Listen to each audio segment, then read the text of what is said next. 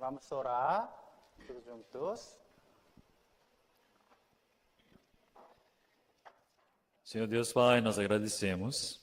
Nós agradecemos pelo Senhor Deus ter nos permitido essa oportunidade preciosa para aprendermos a sua palavra. Que o Senhor Deus possa nos ensinar a palavra necessária para hoje. Que o Senhor permita ouvidos e o coração humilde para ouvirmos a sua palavra. Que o Senhor possa conduzir todos os ouvidos daqueles que ouvem a sua palavra e daquele que prega a sua palavra. Oramos em nome do nosso Senhor Jesus Cristo. Amém. Amém. Vamos procurar primeira palavra, Isaías capítulo 45. Isaías capítulo 45, versículo 22. Isaías capítulo 45, versículo 22. Aqui na televisão também.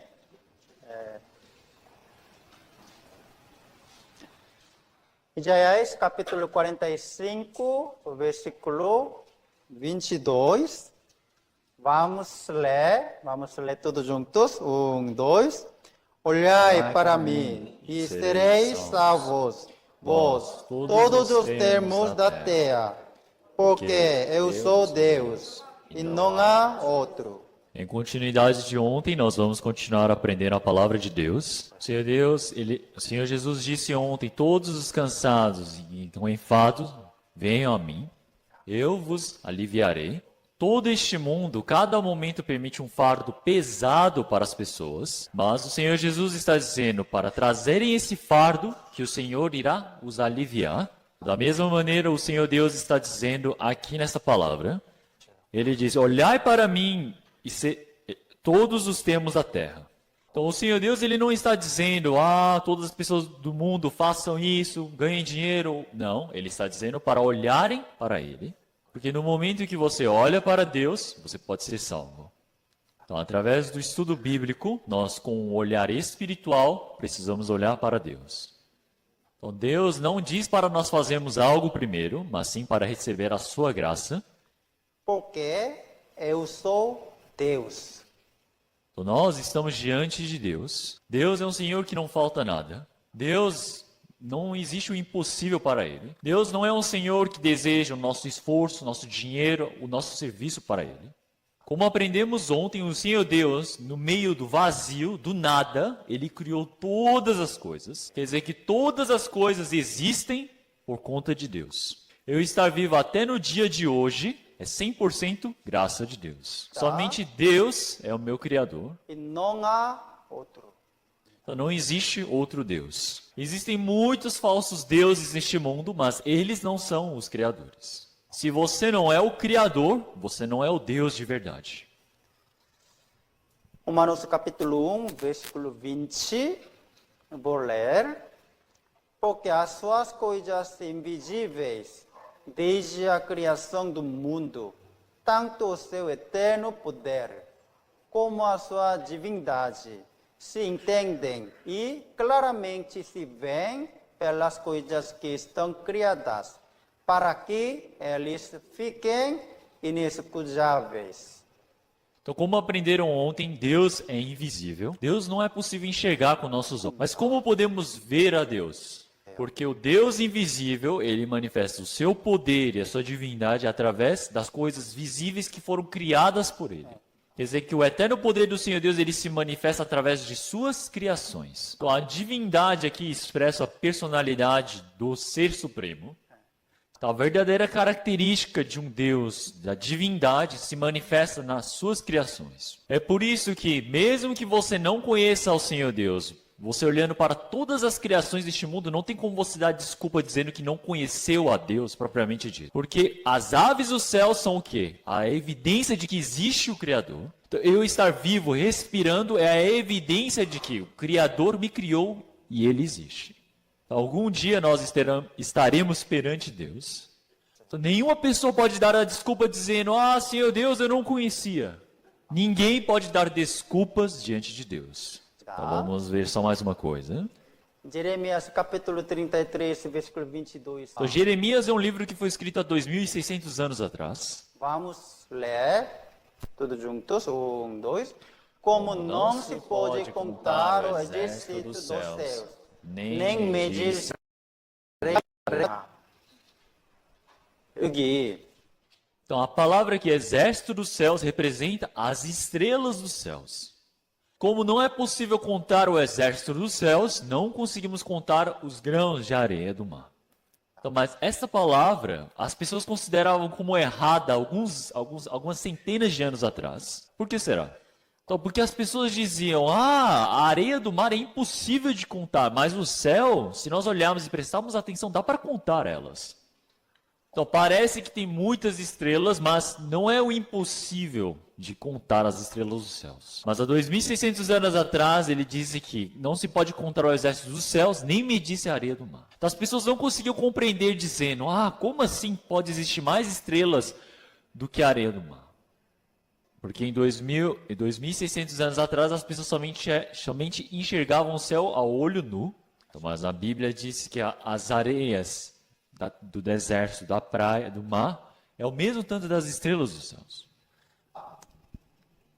Então, no século II, várias pessoas elas pensavam que existiam nos céus por volta de 1.056 estrelas, né, há 1.800 anos atrás. E por volta de 500 anos atrás, os cientistas da época, eles diziam que tinha 1.005 estrelas. Então, os próprios cientistas da época diziam, somente existem 1.000 estrelas. Telescópio astronômico. Mas foi desenvolvido o telescópio astronômico. E contando o número de estrelas através do telescópio, eles viram essa quantidade de estrelas. 0.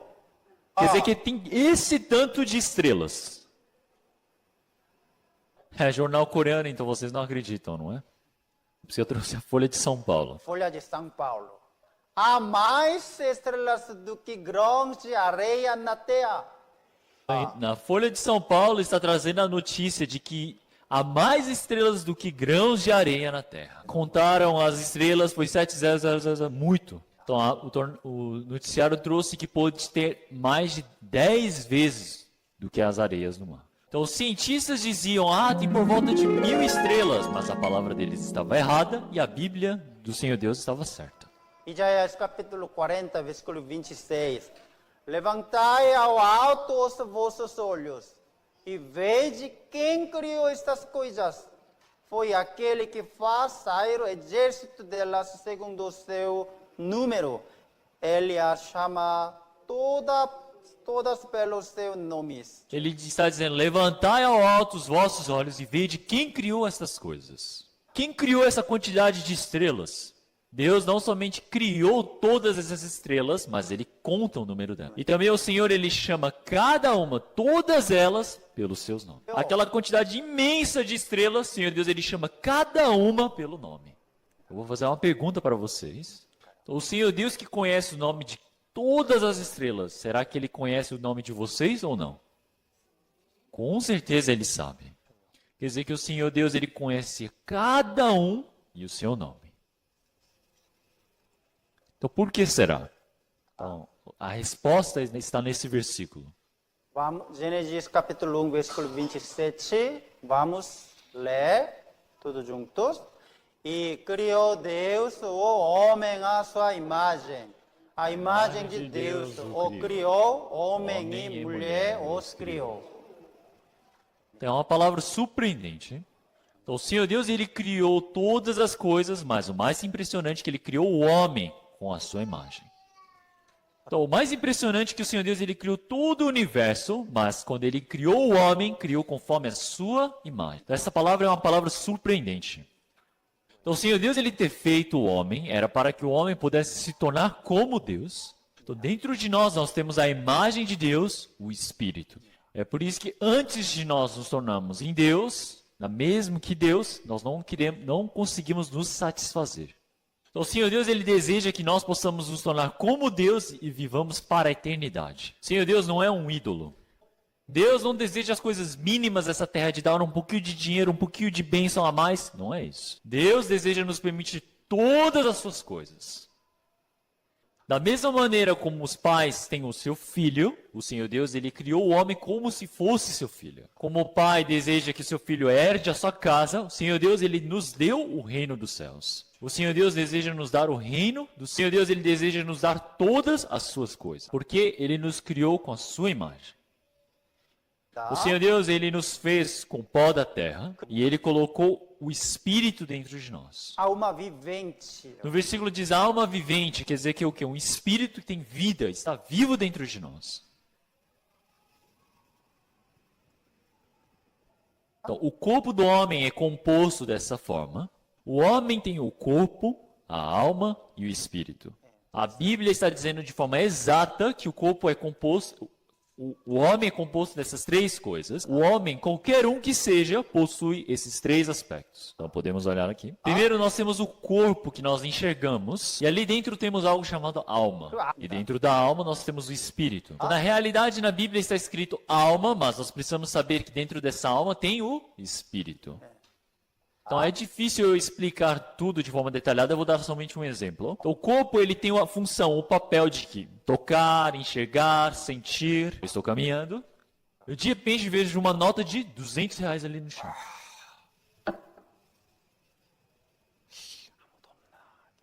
Aí você olha para os lados, será que alguém está olhando? Isso é o que o corpo faz, é olhar. Ele achou o dinheiro ali no chão e da alma saiu o quê? A vontade. Ah, eu quero esse dinheiro. Ele pegou para ele. Mas ele tem o quê? A consciência. Então ele sente o quê? O peso na consciência. Ah, eu peguei o dinheiro de outra pessoa. A consciência está onde? Englobada no espírito. É característica do espírito. Mas os animais, eles não possuem algo chamado espírito. É por isso que os animais, eles olham para a comida, eles têm a vontade de querer comer aquela comida. Eles comem, mas não têm o peso na consciência. Então, o cachorro que é criado por um dono, por exemplo, ela pode matar as crianças da casa e ela não sente peso na consciência. Por quê? Ela não tem o espírito. É por isso que o homem é diferente do animal. Então, hoje em dia as pessoas amam e criam os cachorros como se fossem gente. Eles seguram o cachorro no colo e falam, oh, meu filho. Não pode ser assim. Mesmo que amem, ele não é uma pessoa. Eclesiastes capítulo 3, versículo 11. O Senhor Deus, ele colocou a eternidade, o desejo de buscar a eternidade no coração do homem. Somente o homem tem a vontade de querer viver para a eternidade como Deus. Por quê? Porque ele tem a imagem, que é o espírito que parece com Deus. Então, já que o homem ele tem essa eternidade no coração, então ele quer viver como Deus. Esse é o coração que Deus pôs em nós. Então, essa palavra significa, concluindo, é buscar o reino do céu. O coração de qualquer homem que seja tem a vontade de buscar o reino do céu. O mais surpreendente é que Deus deseja nos dar esse reino dos céus. Para quem? Quando nós recebemos a salvação e nos tornamos em seus filhos, nós recebemos o reino do céu. Mas existem diversas evidências de que nós temos o Espírito. Então, o Dr. Raymond, ele é um médico e ele começou a observar e pesquisar várias pessoas que haviam morrido e que haviam conseguido voltar à vida. E todas elas tinham uma similaridade. A pessoa morre, o espírito sai desse corpo e começa a levitar, flutuar sobre o teto. E do teto, ele começa a observar o seu cadáver. Ele consegue ver toda a situação da família segurando o seu corpo e chorando. E depois, voltando à vida, ele verifica que todas as coisas que haviam acontecido eram verdade. Então, olhem só, aqui essa pessoa ela morreu e o espírito está saindo desse corpo. Isso não é um sonho, isso é um fato real. Então, vamos ver um vídeo. O qual eu particularmente acredito. Um ator e uma ex-Miss Brasil disseram ter vivido experiências de quase morte. Já ouviu isso ou não? Experiência de quase morte. Sabe, essas histórias de ver luzes, de sair do corpo, existe? Dá uma olhada só nessa reportagem, balança.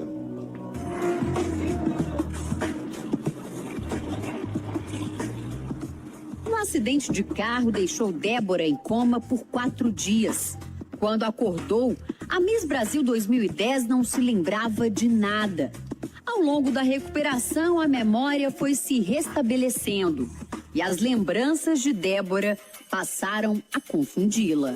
Eu até tenho essa imagem assim na minha cabeça, que eu vejo a ambulância parada, várias pessoas correndo de um lado pro outro, aí vejo me tirando do carro, mas parece que eu tenho essa imagem de cima. Débora diz não ter certeza se o que viveu foi realmente uma experiência. E a pessoa sentiu saindo do corpo. Então ela fica numa posição como se estivesse no teto da UTI ou do pronto-socorro, ou no ambiente em que ela está sendo socorrida, e ela observa tudo que está sendo feito para tirar ela daquele quadro, a assistência que está sendo feita. O tema dele também nunca tinha pensado sobre isso e nem imaginava que poderia acontecer com ela.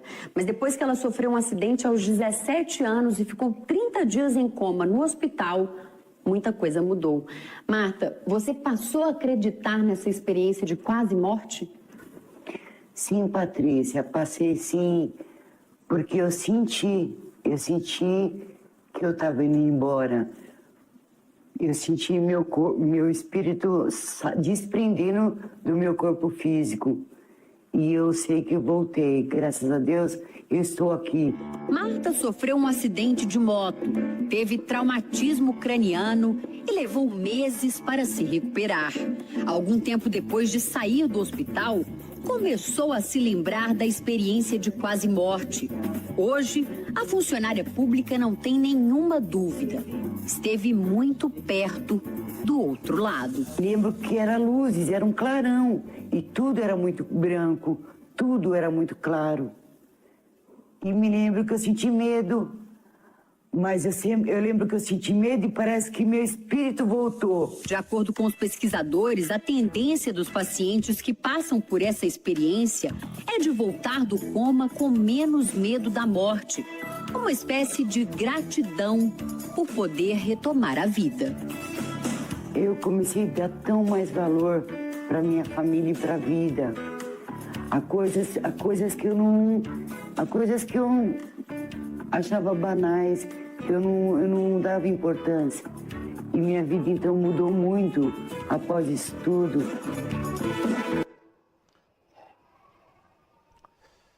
Então, pessoal, todas as pessoas morrem. Ah, mas eu sou jovem ainda. Os jovens também morrem. Eu contei para vocês, meu pai faleceu com 35 anos. E como eu contei ontem para vocês, a irmã da igreja de Brasília teve a sua irmã, que mora aqui em São Paulo, morta por conta de um bandido, na semana passada. Ninguém sabe quando e como vai morrer, mas o mais importante é que a morte não é o fim. O meu espírito precisa sair do meu corpo e se encontrar com Deus. Então, o Senhor ele já disse que após a morte nós temos o juízo. Então, hoje nós pretendemos estudar como o Senhor Deus ele permitiu o seu juízo sobre a humanidade. Deus é o Deus do amor, mas Deus não ama o pecado. Deus, sendo Deus do amor, também é Deus do juízo. Porque Deus ele ama, mas ele permite a sua justiça. Deus jamais passou às cegas sem julgar. Então, é por isso que a Bíblia nos fala: Prepara-te, ó Israel, para te encontrares com o teu Deus. está escrito: prepara-te, ó Israel, para te encontrares com teu Deus. Você vai se encontrar com seu Deus. Ó Israel, mas aqui o Senhor ele se refere a todas as pessoas. Enquanto está vivo, se prepare para se encontrar com Deus. Então, nós precisamos nos preparar muito bem através desse seminário bíblico, realmente como nos encontrarmos. Então, de onde começou a história da humanidade? Tem a resposta na Bíblia. Gênesis capítulo 2, versículo 8. E plantou o Senhor Deus jardim no Éden, do lado oriental, e pôs ali o homem que tinha formado.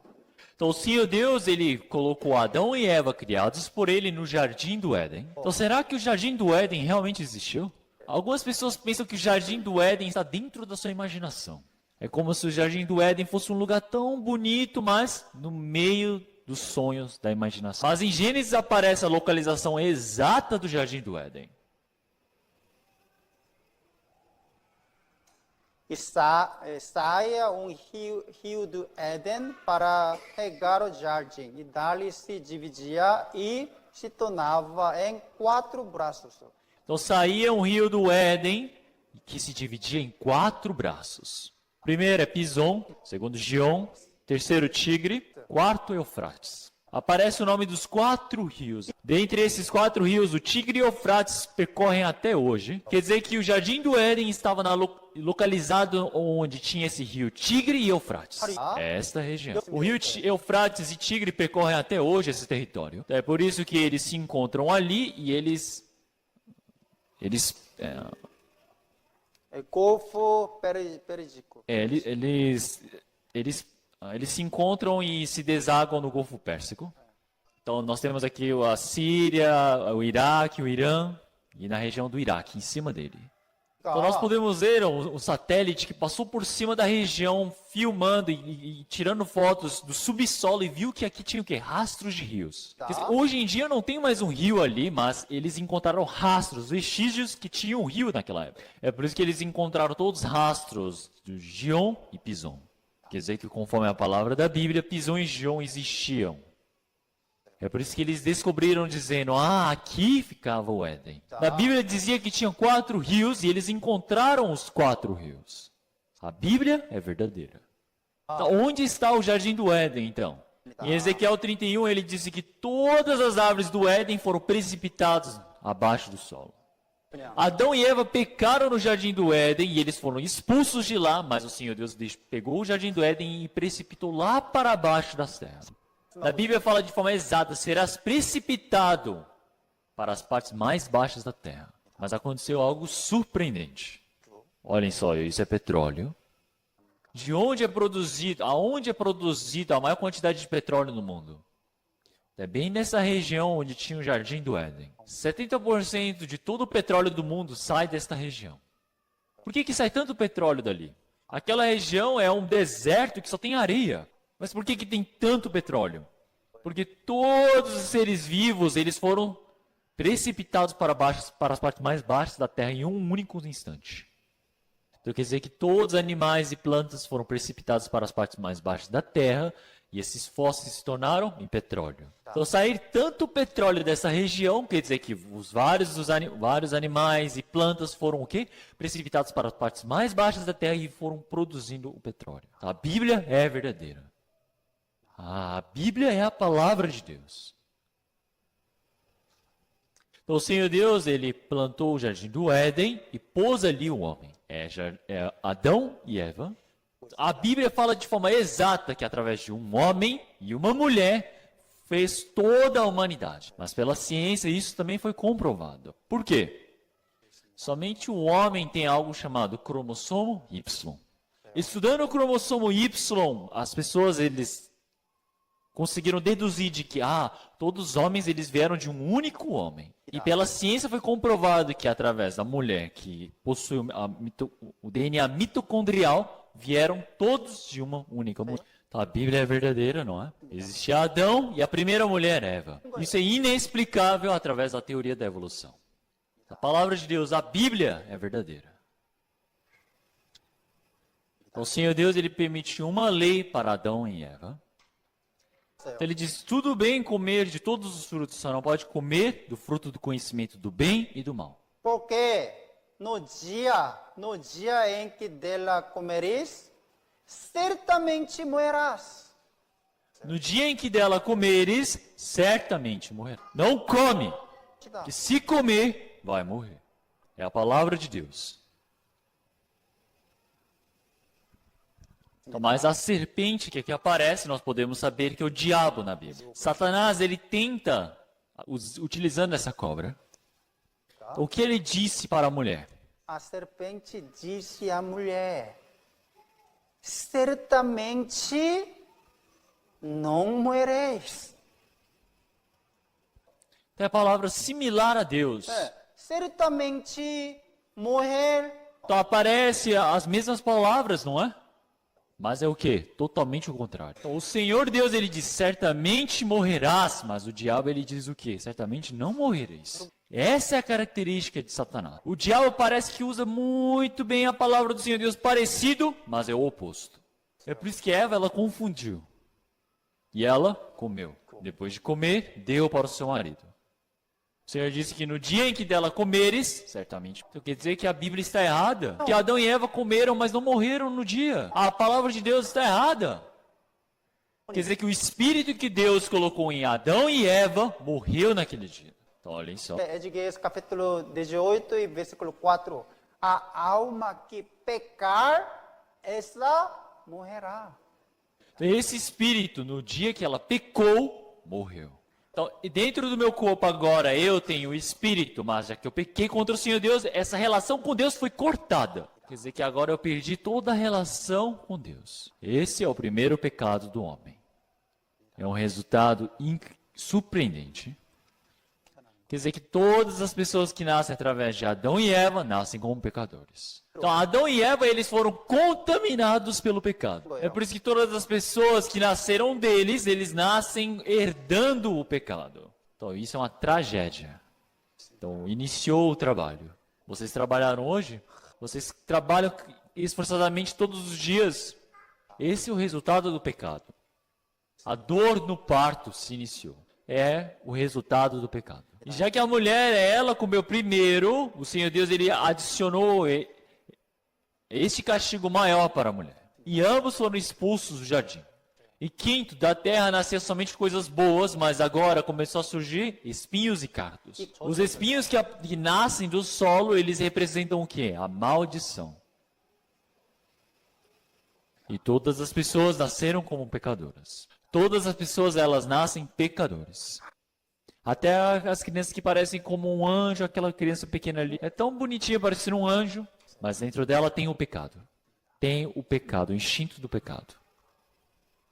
Então, o resultado de eles rejeitarem a palavra de Deus é o julgamento. Quando Adão e Eva desobedeceram a palavra de Deus, houve o julgamento. Da mesma maneira, se nós rejeitarmos a palavra de Deus, se nós negarmos a palavra de Deus, como resultado teremos o julgamento. Por que nós vamos para o inferno? Claro que eu pequei muito, então eu vou para o inferno. Mas qual é o maior pecado?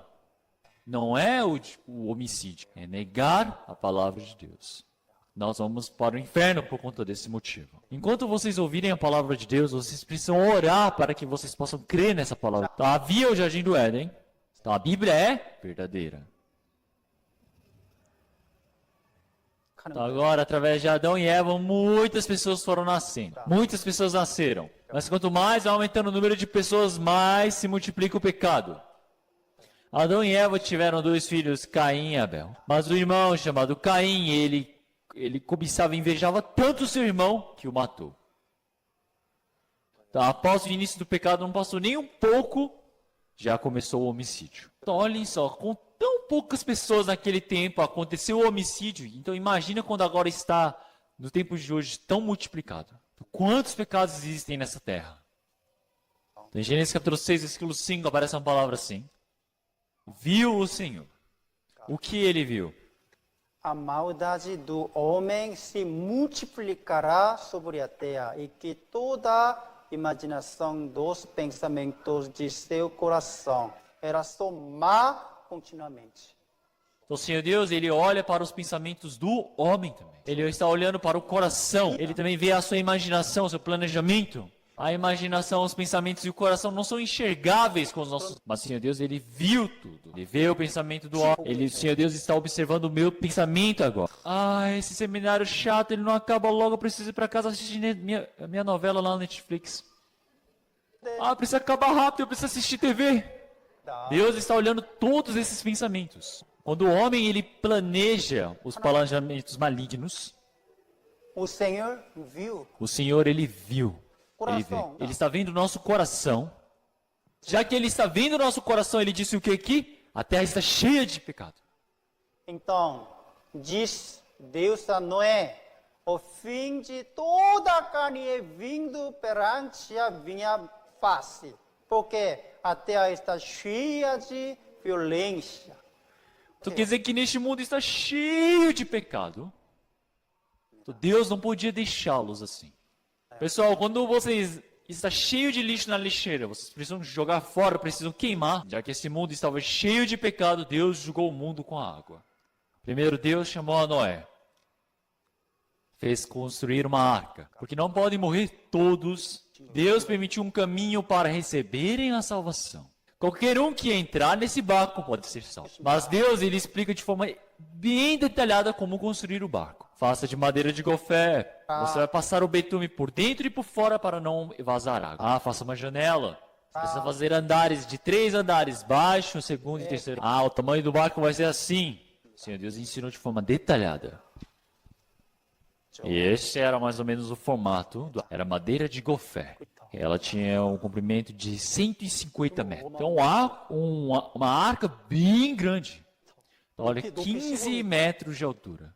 É um tamanho de ser um prédio de 4º até 5º andar. E ela tem a largura de 25 metros. E ali ele fez o quê? Vários quartos cômodos. Então ele colocou os animais em pares, o casal, a fêmea e o macho ali dentro. Então ele colocou animais que eram limpos para o sacrifício diante do Senhor Deus em 7 duplos. E os homens, para que não entrassem em extinção, o Senhor Deus colocou Noé e a sua família ali dentro, 8 pessoas. Todos entraram ali.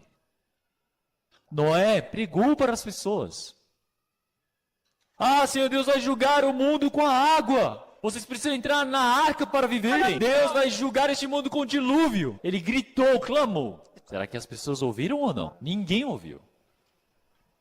Todos partiram. Hoje também é a mesma coisa. Pessoal, vocês precisam ouvir a palavra e receber a salvação. Pessoal, vocês precisam entrar na arca da vida. As pessoas não ouvem. Eles falam, hoje tem jogo de futebol. Hoje eu preciso beber uma cerveja. Hoje tem churrasco. Mas tem festa hoje. Hoje eu preciso ir pro aniversário do fulano. Eu preciso assistir a novela. Não tem interesse. Todos partem. O Senhor fechou a porta. Então, quem fechou a porta da arca? O Senhor o fechou dentro. Esta palavra quer dizer que Deus, por dentro, fechou a arca. Inicia o juízo de Deus. Isso é um conteúdo muito importante. O tempo de você poder entrar na arca não é ilimitada. A chance de você receber a salvação não é dada continuamente. Como a porta da arca foi fechada em algum momento, a porta da salvação é fechada. Existe um dia onde de repente você perde a chance de receber a salvação. Antes disso, precisamos ser salvos. Isso é um problema importante. Já que é tão importante, vamos fazer um alongamento agora. Então, me imitam, por favor. 1, 2, 3, 4, 5. Vira à esquerda. 1, 2, 3, 4, 5. Direita, direita, direita. 1, 2, 3, 4, 5. Para cima. 1, 2, 3, 4, 5. Atrás.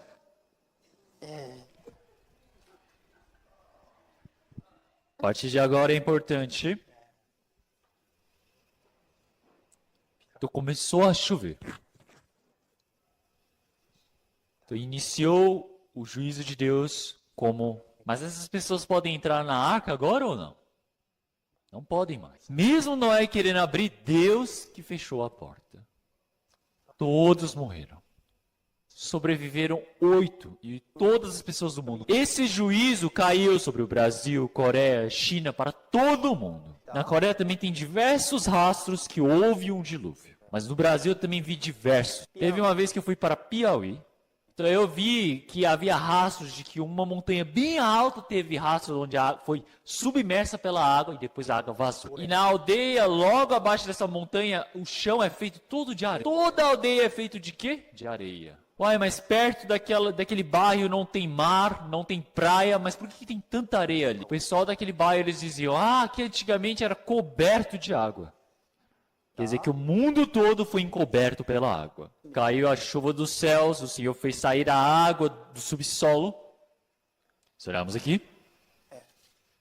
Todos os altos montes que havia debaixo de todo o céu foram cobertos. Quer dizer que abaixo dos céus, todos os montes mais altos foram cobertos com água. Se olharmos aqui, ele fala que tudo morreu. Tudo o que havia em terra seca morreu. Pessoal, todos os animais que viviam em terra seca morreram.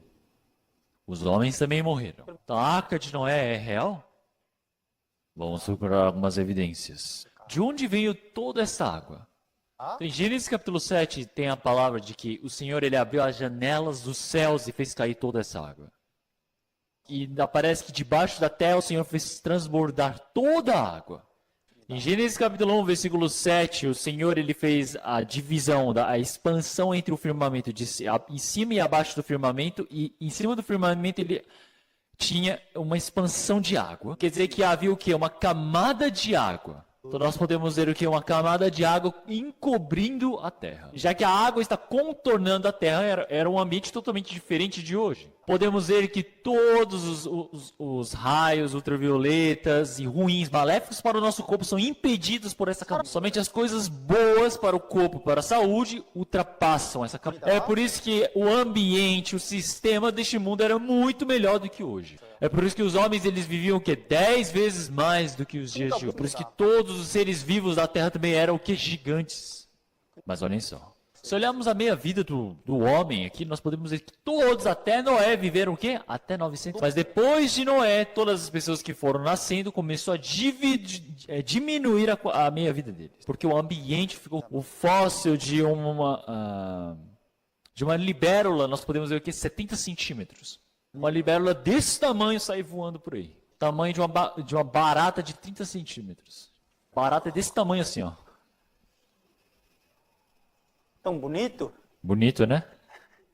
E então, para onde foi toda essa água? Se nós olharmos em Salmos, tem a resposta. Ele ajunta as águas do mar como num montão. Então, o Senhor Deus, ele ajunta as águas do mar como num montão. E ele põe e a outra quantidade de água nos abismos. Então, primeiro, para o Senhor Deus, ele ajuntar no montão, ele precisa o quê? Congelar a água. Polo Sul e Polo Norte, nós temos o quê? Uma quantidade imensa de gelo. Na Antártica, nós podemos ver a grossura do gelo tem 4 quilômetros, tem 4.000 metros de grossura. E a Antártica é muito maior que o Brasil.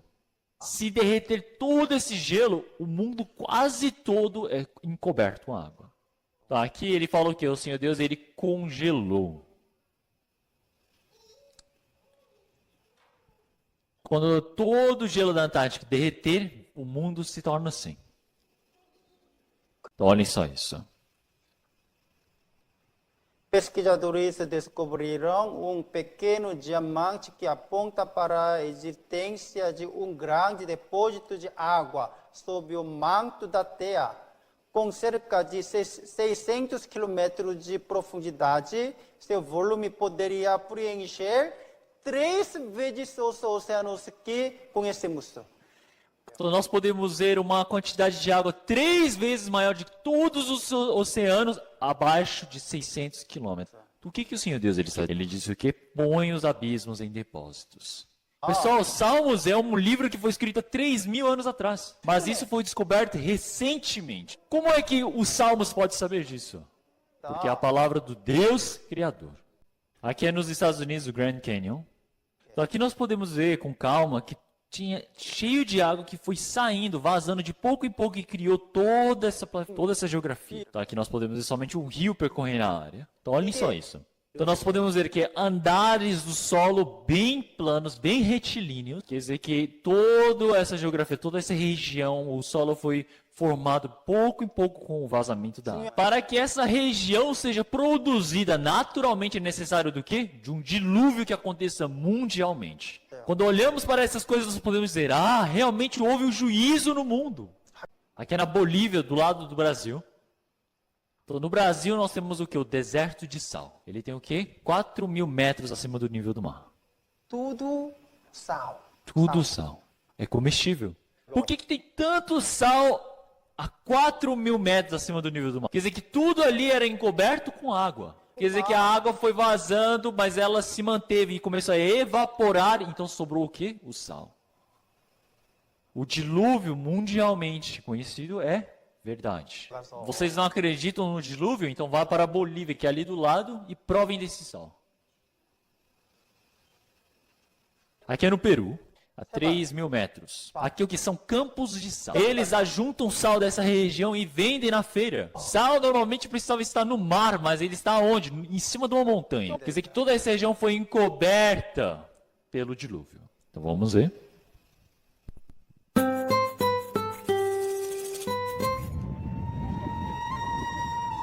Antes de chegarmos a Salinas, Não dá para imaginar que existiria sal sobre as montanhas. Um campo de sal sobre a 3.000 metros acima do nível do mar, acima de várias montanhas que conhecemos. Quando pensamos em campo de sal, pensamos sobre o nível do mar, no nível zero. Então por que um vasto lugar cheio de sal está presente aqui numa montanha do Andes?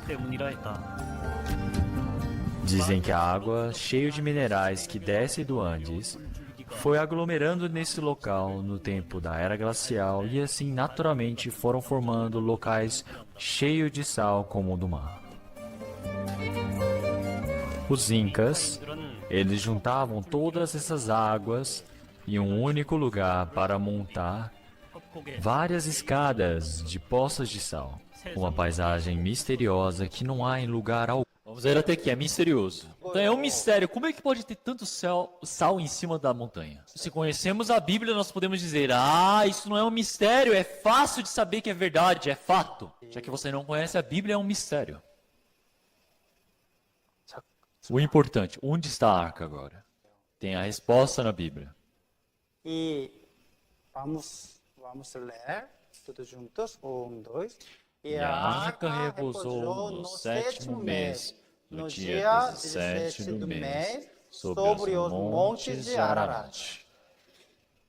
Aqui ele fala qual é a montanha? Monte de Ararat. Mas aqui se olharmos ele tem um S. Se é uma montanha com o nome próprio Ararat, precisa ser uma montanha, mas por que tem S?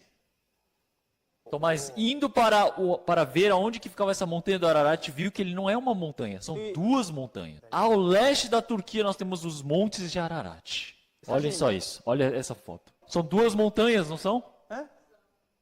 Mas Gênesis foi escrito por um homem chamado Moisés e ele nunca foi na Turquia, nunca veio a ver aí. Mas ele fala o que? Montes, como se ele tivesse visto com os próprios, está no plural. A Bíblia é exata. Então, 5.000 metros acima do nível do mar. Então, 3.000 metros acima do nível do mar, normalmente o gelo não derrete o ano, porque é frio ali. Há vários anos atrás, um homem francês, ele subiu sobre esses montes e ele encontrou ar. Ele trouxe uma madeira lá de cima que era o quê? Madeira de gofé, igualzinho à Bíblia. Uma árvore que tinha uma idade de 5.000 anos. A Bíblia é fato. Estávamos todos amarrados com uma grande corda a uns 6 metros de distância. Nunca tive tanto frio. Estive tão molhado, com tanta fome, tão cansado em minha vida como quando subi lá.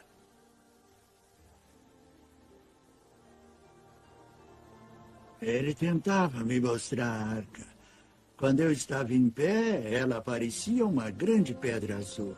Então nos afastamos e pudemos ver o fim dela. Era atemorizante. Eu sabia que alguém estava me observando, algo estava acontecendo. Não sei como explicar a sensação, mas eu sabia que alguém ou alguma coisa... havia só um poder enorme em algum lugar, ali presente. Era a Arca de Noé.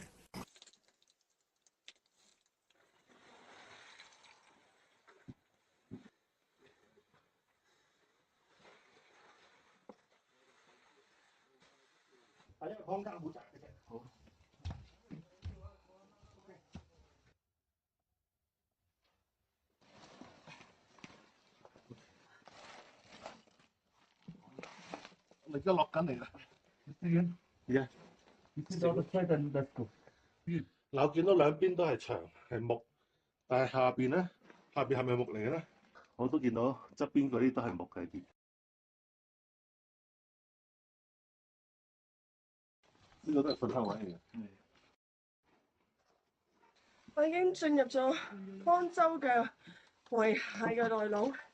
我見到嘅咧就係一條木嘅樓梯，呢度一條木嘅樓梯，聽唔聽到有木聲？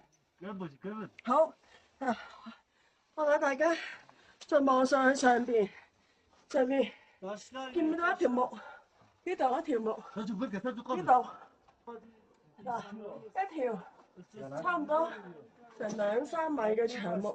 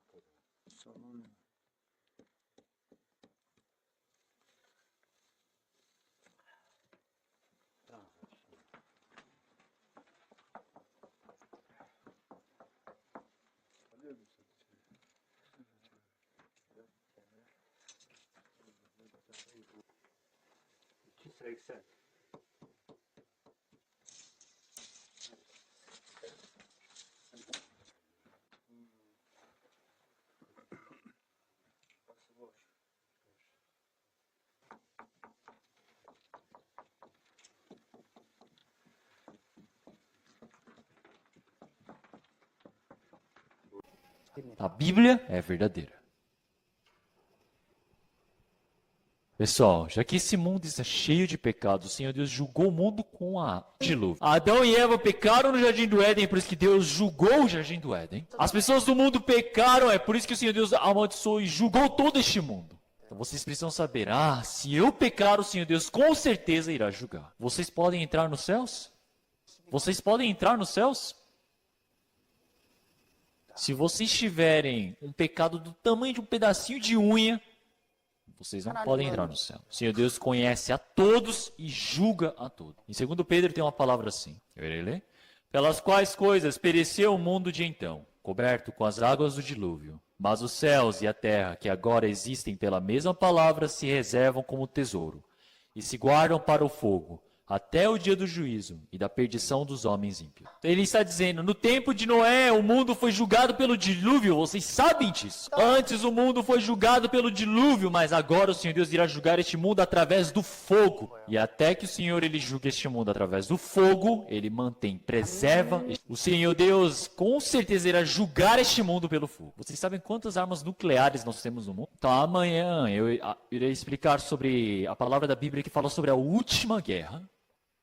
Aparece a profecia sobre a última guerra, que é uma guerra atômica. Vocês sabem, o Putin, que está na Rússia, ele continuamente fala sobre armas nucleares, bomba atômica. Só contando os Estados Unidos e a Rússia, eles utilizando todo o armamento nuclear deles, eles podem explodir o mundo mais de 100 vezes. Vocês acham que eles não vão usar um armamento feito? Não, claro que vão usar. Conforme a palavra da Bíblia, esse mundo vai ser julgado com fogo. O Senhor Deus mostrou isso antecipadamente através de uma cidade chamada Sodoma e Gomorra. Gênesis capítulo 19, versículo 24 e 25. Então, o Senhor fez chover enxofre e fogo do Senhor desde os céus sobre Sodoma e Gomorra. Então, em Sodoma e Gomorra estavam cheios de pecado. E principalmente era uma cidade totalmente corrupta, depravada sexualmente. Então, eles começaram a pecar tanto sexualmente que chegaram até um ponto de homem com homem praticarem o ato sexual. Então o quê? A homossexualidade começa aqui. Então o Senhor Deus, ele irou vendo uma coisa dessa. E Deus fez cair fogo e enxofre sobre essa cidade e destruiu por completo. Mas as cidades de Sodoma e Gomorra, elas foram descobertas depois. Então eles escavaram as cidades ali no sul do Mar Morto. Mas lá é engraçado que eles acham muito enxofre. Então nós temos o enxofre que é produzido através da erupção. E ela tem uma cor amarela. Ela só tem uma pureza de enxofre de 40%. Mas em Sodoma e Gomorra nós achamos enxofre de quê? De 100%. Vira a pureza dele 98% de pureza. Quer dizer que é um enxofre o quê? Muito puro, praticamente puro. Olhem só isso. Sodoma e Gomorra.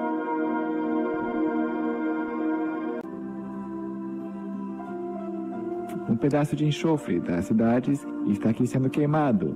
O fogo produz uma chama ardente, bonita à noite. Um cheiro muito forte de enxofre fede muito. Pega fogo, né? Ainda está pegando fogo, né?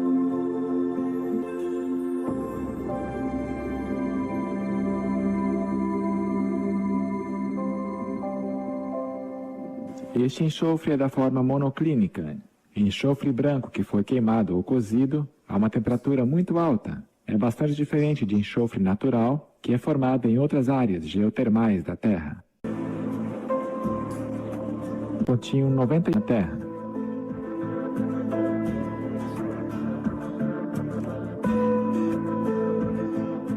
Esse enxofre puro e cozido é o marcador O enxofre que eles coletaram tem o quê? 98. Esse enxofre não saiu da terra. É um enxofre que caiu dos céus. É praticamente o quê? 100%. Nunca foi encontrado enxofre algum. O Senhor Deus, ele disse que fez cair o quê? Dos céus o enxofre sobre Sodoma e Gomorra. A Bíblia é verdadeira. Até chegar o juízo e serem destruídos. Em Sodoma e Gomorra também era a mesma coisa. Comiam, bebiam, compravam, vendiam, plantavam e edificavam. Então aumentou mais o pecado aqui agora. Eles comiam e bebiam somente para cá. Compravam, vendiam, quer dizer que agora estão focados em fazer dinheiro. Então o que significa plantar e edificar? Quer dizer que está deixando as esperanças na terra. Tem as esperanças nessa terra, ele começa a querer desejar as coisas do mundo. Todos eles viviam dessa maneira até que chegou o juízo e eles foram destruídos. Versículo 30, vamos ler. 30, todos juntos, 1, 2. Assim será no dia em que o Filho do Homem se há de manifestar. Então, assim será no dia em que o Filho do Homem, Jesus, vier. Quer dizer que no segundo advento, no retorno do Senhor Jesus, os homens eles vão estar vivendo, desejando as coisas deste mundo com interesse na terra. Ah, o retorno do Senhor está próximo. Pessoal, vocês precisam receber a salvação de Jesus. Mesmo dizendo, eles fingem que não ouviram. Se não atacar um dia a dia, falar, a gente está distribuindo chocolate de graça, os pessoal vai correndo que nem doido. Mas se dissermos, o Senhor está dando a vida eterna para você, mas ninguém vai, porque todos têm o interesse de alegrar a carne, viver pela carne. Se falar, a seleção vai jogar hoje, está todo mundo na frente da TV. Tem um seminário bíblico e todo mundo vai embora. As pessoas que estão presentes aqui hoje são pessoas incríveis, que virem para diante da palavra de Deus, é graça de Deus. Pessoal, olhem aqui. Jardim do Éden, quando tinha o pecado, o Senhor Deus julgou. O Senhor Deus julgou este mundo quando estava cheio do pecado através do... Quando Sodoma e Gomorra se preencheu do pecado, Deus julgou com fogo e enxofre. Nós não podemos aprender sobre Israel hoje, mas quando Israel pecou contra o Senhor Deus, a cada momento Deus julgou. Qual é toda a similaridade aqui? É que Deus nunca passa de largo sobre o pecado. Deus com certeza julga o pecado. Será que nós temos menos pecado do que o tempo de Noé? Hoje em dia as pessoas matam o outro para pegar R$100. Então, no Paraguai eu vi no noticiário que haviam vários cadáveres no meio da rua e eles viram, estavam todos sem os seus órgãos. Então, principalmente eles raptavam crianças e abriam, tiravam todos os órgãos para vender. Então, este mundo de hoje tem menos pecado que Sodoma e Gomorra? O mundo bem mais lascível do que Sodoma e Gomorra é o mundo de hoje. Então, eles adoram pecar sexualmente. Deus irá julgar este mundo através do fogo. Nós, com certeza, antes desse juízo, precisamos receber a salvação. Deus que julgar o pecado. Então, eu quero concluir agora. Então, o que é a vida? Enquanto vivemos a vida, tem momentos que estamos bem e estamos mal. Tem momentos que temos sucesso ou fracassamos. Tem momentos que estamos saudáveis, tem momentos que estamos adoecidos. Tem momentos que eu ganho dinheiro e eu perco dinheiro. A vida é assim, mas o mais importante é o fato de que eu cada dia estou morrendo. Comparando ontem para hoje, eu estou bem mais perto da morte. Se eu dormir e acordar amanhã, eu estou mais próximo da morte. E assim, um dia, a morte vem me buscar. E naquele tempo vai restar, eu recebi a salvação ou não. Não importa, eu fui um bonzinho ou não fui. Somente se você tem a salvação ou não. O Senhor Jesus nos diz uma palavra impressionante. Agora eles estão chamando Jesus de Senhor, Senhor. Chamar Jesus de Senhor quer dizer que ele crê em Jesus. Ele é um homem que crê em Deus. É um homem que frequenta a igreja. Mas o que Jesus dirá a eles? Nem tudo o que me diz Senhor, Senhor entrará no reino dos céus, mas aquele que faça a vontade de meu Pai que está nos céus. Então não é porque todos dizem Senhor, Senhor, entrarão no reino dos céus. Aquele que faz a vontade de Deus pode entrar no reino. Esta é a vontade do Pai, para que todo aquele que nele crê não pereça, mas tenha vida. Aquele que resolve todos os problemas do seu pecado diante de Deus pode entrar no reino. Mas eu perguntei para diversos brasileiros: você recebeu a salvação? Ah, eu recebi a salvação. Ah, eu creio em Deus. Ah, eu já fui batizado. Ah, eu aceitei Jesus Cristo. 5 anos de idade eu aceitei a Jesus. Claro, receber a salvação é aceitar a Jesus. Mas não é porque eu cheguei e confessei dizendo: ah, eu aceitei a Jesus, que isso se torna salvação. Não é porque eu clamo dizendo: ah, Senhor Jesus, entre em mim que agora eu te aceito. Não é assim. É porque eu decido e eu recebo. Se eu determinar dizer: ah, hoje eu acredito em Jesus, a salvação é entre mim? Não é. O Senhor Jesus disse que não pode entrar no reino dos céus se não nascer de novo. Quando vocês nasceram de novo? Vocês sabem a data de nascimento de vocês, não é? Vocês sabem o aniversário de vocês? Mas quando que o espírito de vocês nasceram? Por que vocês não sabem? Quando que vocês nasceram de novo? Eu nasci em 1981 neste mundo. Então, eu nasci de novo nessa data. Então, claro que pode ser que eu não saiba a data que eu nasci, mas realmente precisa existir um dia em que eu nasci de novo diante do Senhor. Então, eu irei ler aqui. Muitos me dirão naquele dia: Senhor, Senhor, não profetizamos nós em Teu nome?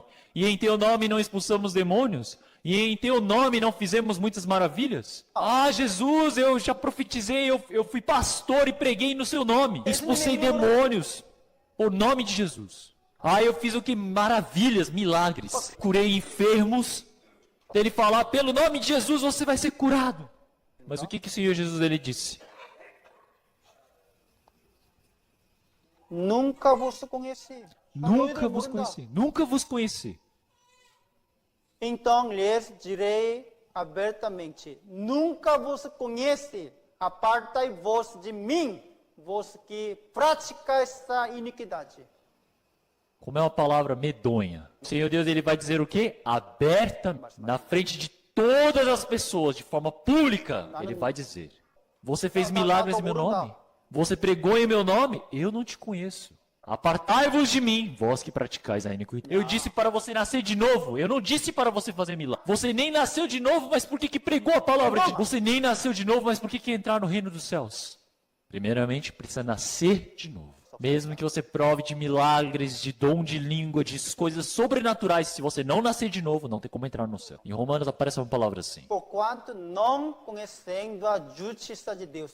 Eles não conhecem a justiça de Deus. Eles não sabem a justiça, a graça da salvação. Tomás, eles procuram estabelecer o que? A sua própria justiça. Tem muitas pessoas que são assim. Eles não têm interesse algum na justiça de Deus. Mas se pelo nome de Jesus ele faz milagres, ele expulsa demônios, faz dom de língua, é para a própria justiça. Isso é você acumular pecado diante de Deus. Vocês precisam pensar: será que isso é justiça de Deus? Ou é minha? Se não for justiça de Deus, você não pode ser justo. O que é justiça de Deus? Pessoal, isso é a própria justiça. Eu obedecer à lei para ir para o céu. Ah, já que eu fiz muita oferta, eu vou para o céu. Já fui batizado, então eu devo ter nascido de novo. Ah, eu frequentei a igreja tão bem que eu vou para o céu. Eu orei demais, eu vou para o céu. Ah, já que eu tive uma experiência milagrosa, eu vou para o céu. Isso é o quê? Própria justiça. Aqui é a própria justiça. Com isso, não se vai ao céu. Mas para muitos brasileiros, quando nós perguntamos, o que eles respondem? Ah, eu fui batizado, eu fiz vários milagres, eu vou para o céu. Com isso você não vai para o céu. Acordar agora. O trigo é guardado no celeiro dos céus, mas a palha que não tem vida, dentro das pessoas que receberam a salvação tem o trigo. Mas que não recebeu a salvação é igual a palha. Parece trigo, mas não vai para o celeiro. Com fogo que nunca se apagará. Queimará com fogo que nunca se apagará. É o inferno. Parecem, né? Os dois se parecem tanto. Mas a diferença é que um tem vida e o outro não tem vida. Pessoal, vocês precisam da vida eterna de Deus. Vamos ler essa última palavra e vamos terminar. 1, 2.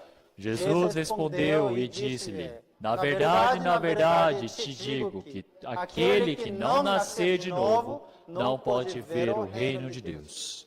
Se não nascer de novo, você não entra. Dessa vez, sem falta, eu espero que todos vocês possam ouvir a palavra e ir para os... Vamos orar e vamos terminar. Senhor Deus, Pai, nós agradecemos.